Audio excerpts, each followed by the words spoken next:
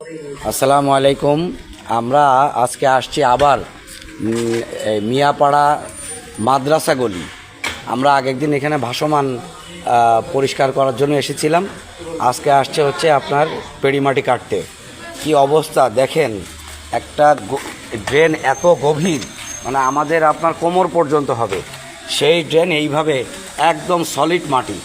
এই যারা এই বাড়ির কাজগুলি করে এবং এই সোয়ারেজ এবং এই যে ওয়াসা যারা কাজ করে গেছে, তা এই পরিমাণ যদি এরকম একটা চিকুন রাস্তা দিয়ে ওঠে, তা আপনারা যারা বাড়ির কাজ করবেন খেয়াল রাখবেন যে আপনাদের বাড়ির কাজের যে অবশিষ্ট অংশ যেন অন্তত ড্রেনে না পড়ে।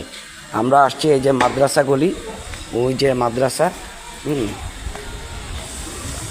ওই যে মাদ্রাসার যে বড় ড্রেন, হ্যাঁ মিয়াপাড়া। এই দেখেন কি অবস্থা, কতটা গহীন। হ্যাঁ, এই যদি হয় অবস্থা, এখনও প্রচুর মাটি উঠাইতে হবে। দিনরাত পরিশ্রম করে যাচ্ছে আমাদের প্রিয় পরিচ্ছন্নতা কর্মী ভাইরা, অক্লান্ত পরিশ্রম করে ওয়ার্ডটাকে পরিষ্কার রাখার জন্য। তো আমরা চাইবো যে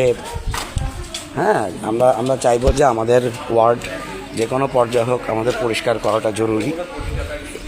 এই আমাদের এই রাস্তাটা হচ্ছে পাইপের মোড় বায়ে ঘুরেই যে চিকন গলিটা ওই পাশ থেকে বের হয়ে গেছে, ওই জায়গাটা দেখেন, একটা রোড থেকে এই পরিমাণ ময়লা উঠাইছে।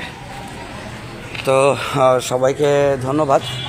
আর আমরা সচেতন হব যে আমাদের ওয়ার্ডকে আমাদেরকে পরিষ্কার করতে হবে। এই ড্রেনে যেন কোনো এরকম শক্ত কাদামাটি, রাবিশ, ইট, আমরা বালি না ফেলি এবং আমরা যেন ড্রেনে চলাচলে ব্যত্যয় না ঘটাই। সবাইকে অনেক ধন্যবাদ। আসসালামু আলাইকুম।